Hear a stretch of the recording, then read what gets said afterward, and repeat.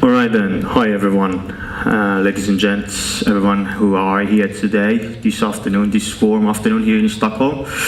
Welcome to my seminar.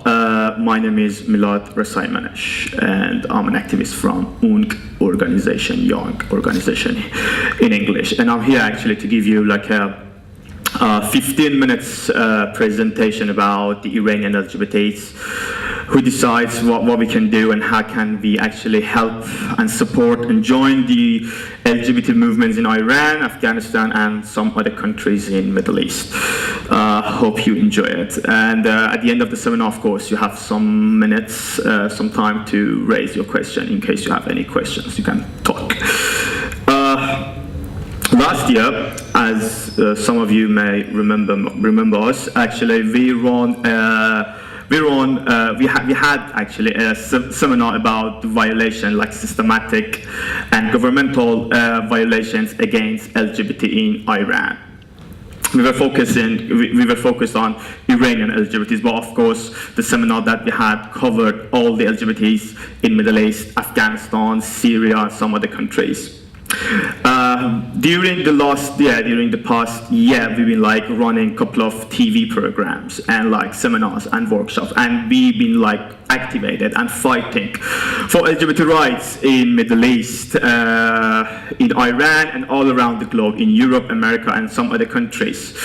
However, due to the situation that unfortunately we actually having in Middle East, a couple of wars actually taking place at the same time, Islamic governments that we got, there's still a long way remain for us to reach that goal, to reach the society based on equality and humanity for the LGBTs. As you all probably know, in Iran, for example, we have a government called Islamic Republic. And under this regime, they actually are in power for almost like 40 years. Under this regime, most of the class of the people in society are under pressure. Women are under pressure. LGBTs, atheists, students, young people. There are like different categories which they have like some sort of like a behaviors or like ideology who is against the government. They are under pressure and discrimination. Today, actually, I'm going to be focused on LGBTs. As I said, Iranian LGBTs are one of the most vulnerable class of people inside Iran, based on the law, the Islamic law that we have in Iran. They are under daily discrimination and pressure in the society. The government actually, in fact, uses Islam and like this, like how to say, the Sharia laws to justify themselves and to use it as a weapon to force people to obey the rules that they want to.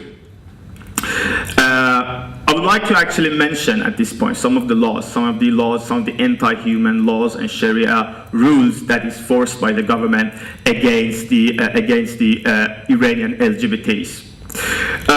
Very briefly, it's a long thing, but I'll try to like summarize it a bit.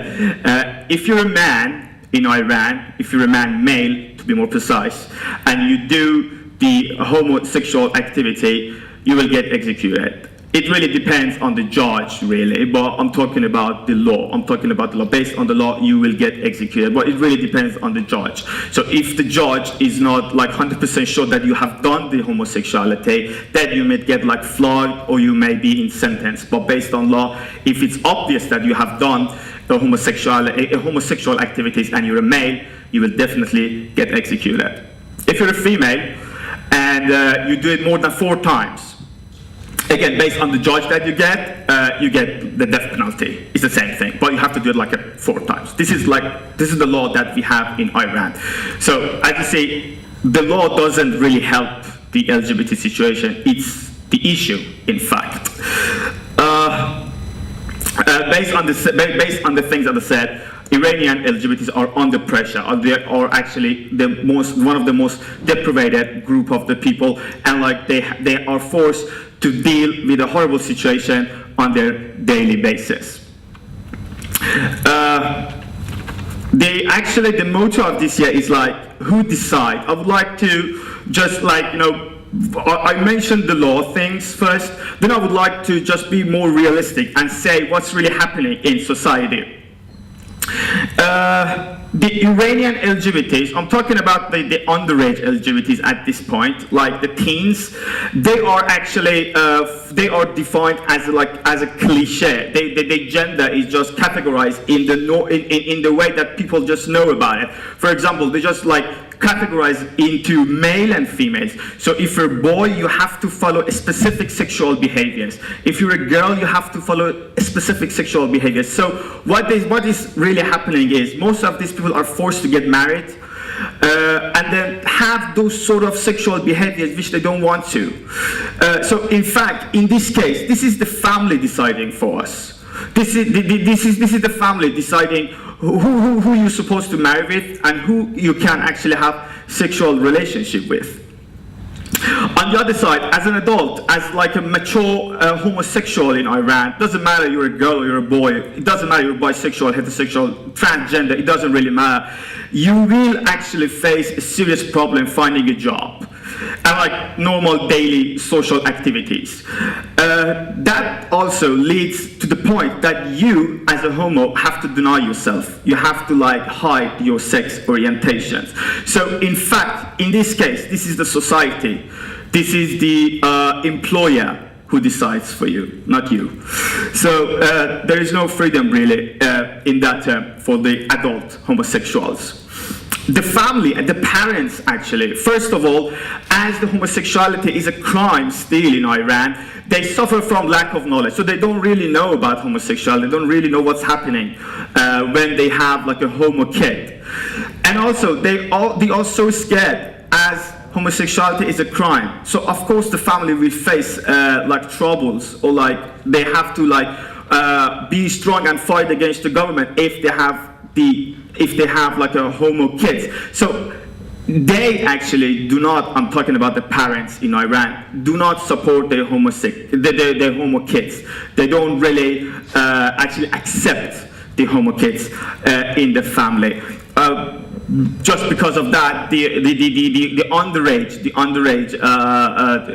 homosexuals are showing more tendency to have like a chronic depression, committing suicide, or like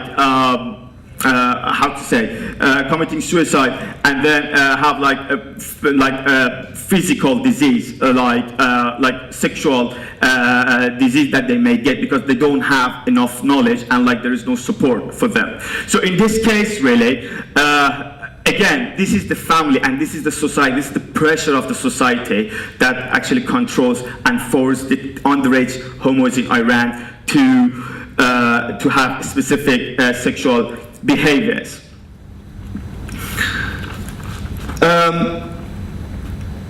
Well, I'm going to actually reach to the next point in case that actually there is like a question about this part, like who really decide about this people. You can actually ask me at the end of the seminar what we can do.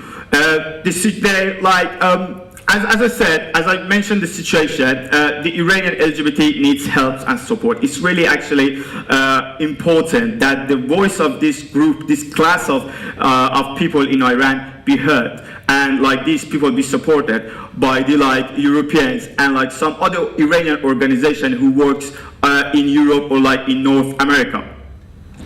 We actually, as an organization here in Sweden, we are actually focusing on like helping and fighting for LGBT rights. So helping us financially, or like some other things like, you know, attending our seminars or like coming to the events that we run can be a great help to help, as I said, to help the Iranian LGBTs.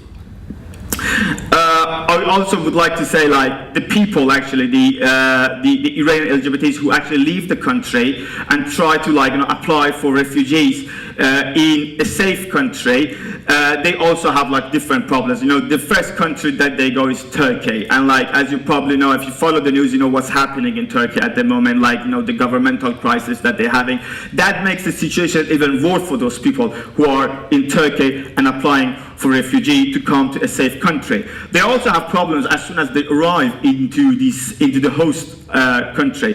They don't know the language, they don't have connections, they don't know how to find a job, they don't even know how to find themselves and adapt themselves actually in the host country. So it's really important that we help them at the Turkey as the first destination, as I said, and also at the host country.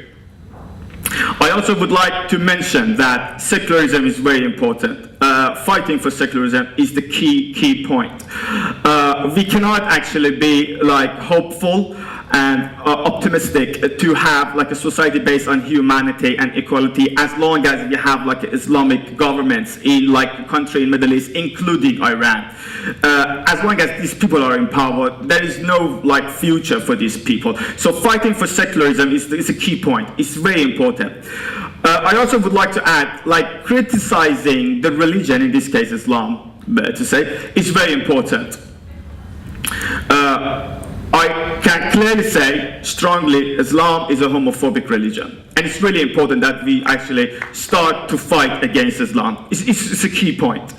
I can like, you know, in Quran, for example, there is a chapter, the God actually tells a story that there was like a group of the people, there was a society, homosexuals were free and they could have like a normal life, and then God actually tried to kill these people because they actually recognized the homosexuals' rights, and that's a sign for the Muslims. You're not supposed to like, you know, recognize the homosexual rights. So criticism of the religion is really important. We, the own organization, fearlessly and clearly criticize the religion, the government, and fight for secularism. So as I said, helping us financially, and some other things that you can do. If you actually want to know, you can just go to my colleague at the information desk over there and ask about it. Helping us can be seen as a great help for the Iranian LGBTs. At the end, as I said, I would want to like focus one more time. We are actually the people who fight, and like, as I said, without any censorship, recognize the Iranian LGBT rights, and we fight for it. So in case that you want to support us, fighting for secularism and supporting organizations like us can be the key points, can be like the features that you can follow. Thank you very much. Thank you for your time. I hope actually you enjoyed the presentation. In case you have any question or any problem, I would be really pleased to answer your question. Thank you.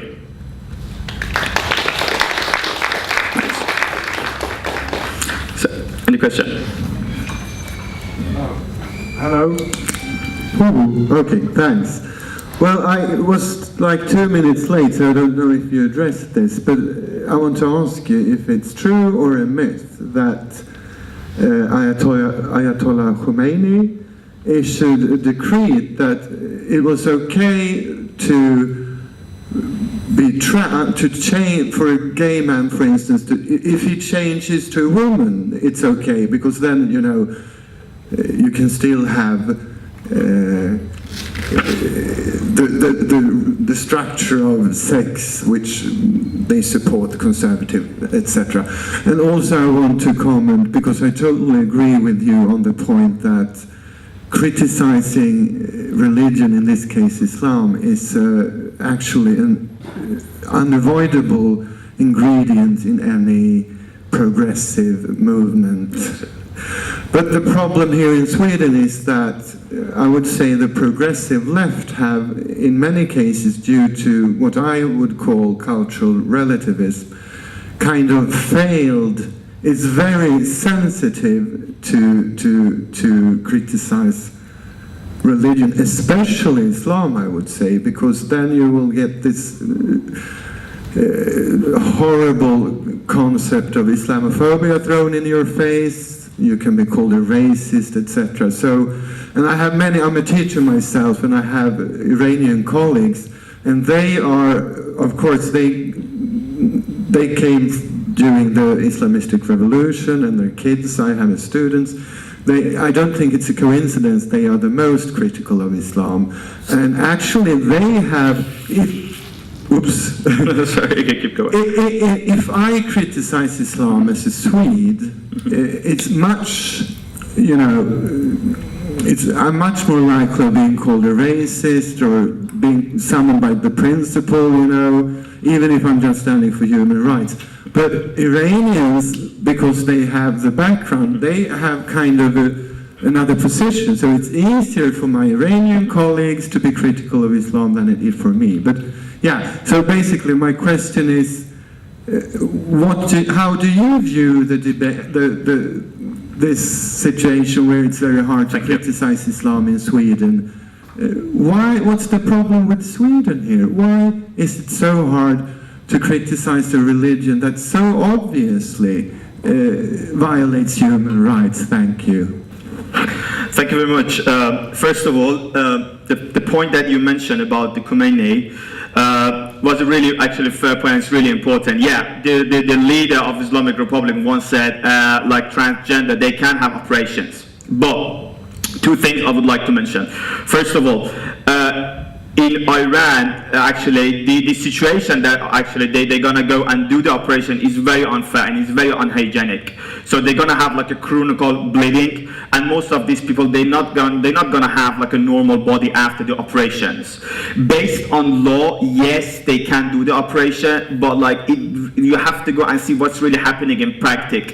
They don't really care about homosexual. They don't really care about the transgenders. So the operation actually always has so many problems. So there's so many like transgender they prefer not to do the operation because of the problems that they actually that they may have in future. And on the other side, I would like to actually bring up this point.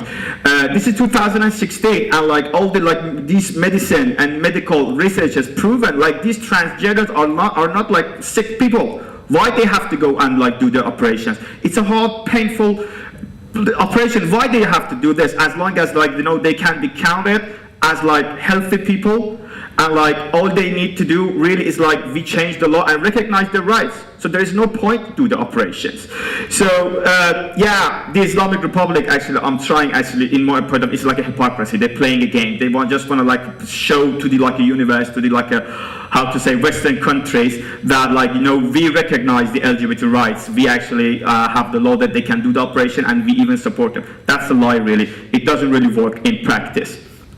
And also the other point that you mentioned, that it's really tough to criticize the religion, that's also a fair point. You know, like we live in a world that multiculturalism is like an ideology that everyone are supposed to like respect it and like accept it. It's somehow true, but like this multiculturalism leads to like, you know, some people, they can just justify their anti-human beliefs.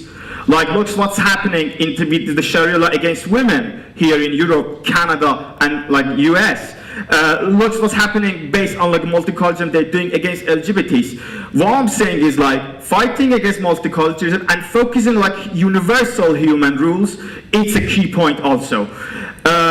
I understand like you know this like multiculturalism somehow can justify some sort of democracy, but it fails in most of the cases. So it's really important that we end the multiculturalism and we focus on global and universal human rights, which includes the Iranian LGBTs. It doesn't matter which country you're coming from, as long as you're like a human, you are supposed to choose, you must be free to choose your sexual behaviors. So multiculturalism is the reason that it's really like threatening and like scaring at the moment to criticize religion, specifically Islam. As you said, in Europe, most of the people will definitely like, you know, if specifically you're Swedish or European, they're gonna say like you're homophobic, you're racist. So it's really tough for like local people to like start criticizing Islam, but like we as like Middle Easterns, we can do it. And like just one more point, I'm gonna actually end this topic. At the Young organization, we have a program called Non-Believers. It's in Persian, of course, but we're trying to like systematically criticize the religion and like be the voice of the atheist and like secular movement. And this is the first time actually like Iranian organization running such a program focusing on secularism and atheism. I hope I could give you like a proper answer. Is there any other question? Yes, please. Hello? So what exactly can you do? I mean, as a regular Swedish youth, what can I do? Obviously speaking about it, talking about the problem, talking to other youngsters, talking to other Iranian people, enlightening people of the problem that it exists is very important. But what can I, as a regular Swedish person, do? What organization do I join? How do I spread this? What? In short, give me a 3-step program in how do I actually do something to help these people, because it's obviously a problem that everybody needs to know about. Thank you very much. Two things, two different areas, two different categories that you can actually be focused on. First of all, I'm going to give you an example. In Iran, we also had like a problem about like a nuclear program things. It was like almost 15 years that there was negotiations and like threatening like so many things. But at the end of the day, the Western governments and like North American governments could reach an agreement in terms of nuclear weapons. And it was a very complicated, highly complicated case, but they reached an agreement. What I can say is, unfortunately, in Europe, there are some politicians who are happy to sacrifice human rights in order to achieve something from the Iranian government. First things that like all the European citizens can do is like try to like put pressure on the government to just be careful and be keen about the human rights, to be keen about Iranian women, LGBTs, atheists, students, and young people. Do not sacrifice those, do not forget them when you're actually making contracts and when you're making deals with the Iranian governments. That's the first point. And the second one is there are organizations inside Sweden and outside Sweden that work side by the Iranian LGBTs. If you really want to do something, the best thing, as I mentioned at the end of the presentation, is like support us. There's an information desk over there. You can join us. You can support us financially. We really need this money. It would be a great help. Every crowns that you donate is a great help for us. So you can just go, join us, sign the petition, help us financially, and work side by side with us and follow us. We have like seminars, workshops, TV programs. Join us, support us, and then future is bright. We can make changes in future.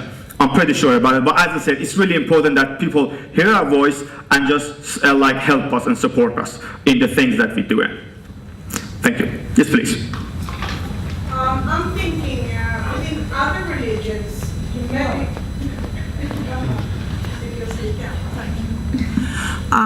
I sit here thinking that within other religions, many activists work within the religion, because the religion is always changeable and different communities change and different beliefs change. That we know, that's true about all religions. They're not the same through history and time.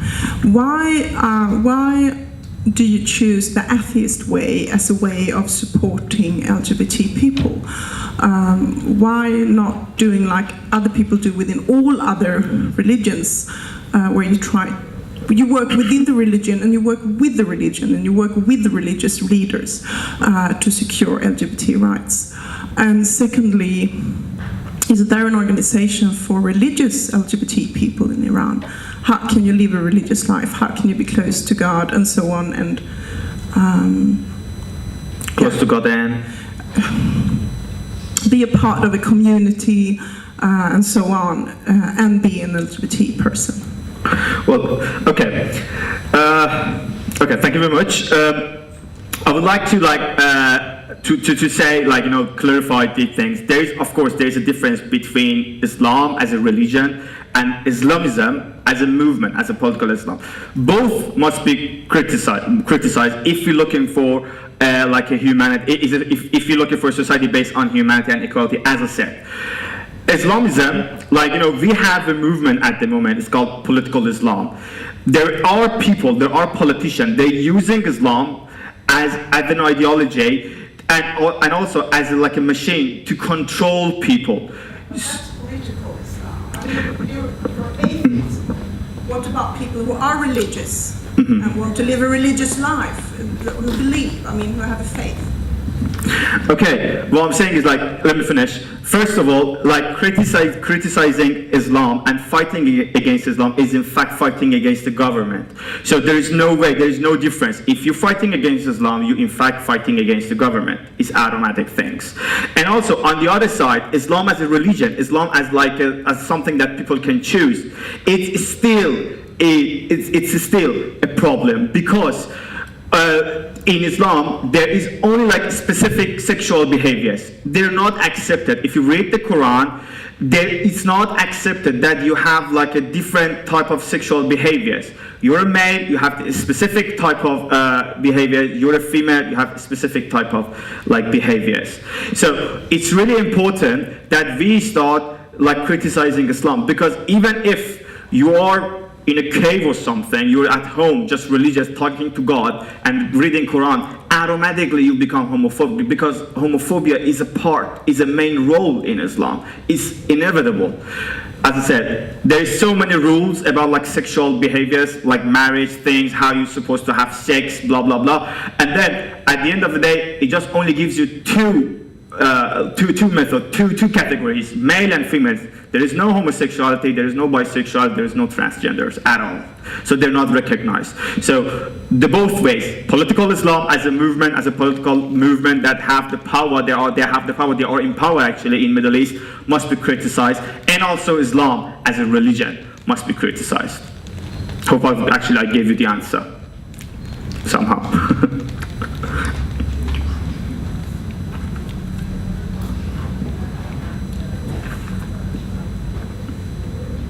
Any other questions? No? I think we can end the presentation up to here. Thank you very much for listening. Thank you.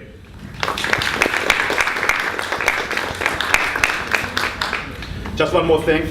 Can you please turn on? Just one more thing. As I said, there's an information desk over there. You're very welcome to join us. If you have any further question, or if you want to help us financially, my colleague is just waiting for you over there. So you're very welcome to have a quick chat with her. And in case you have any question, I'm going to be around talking to you. Thank you very much. Thanks.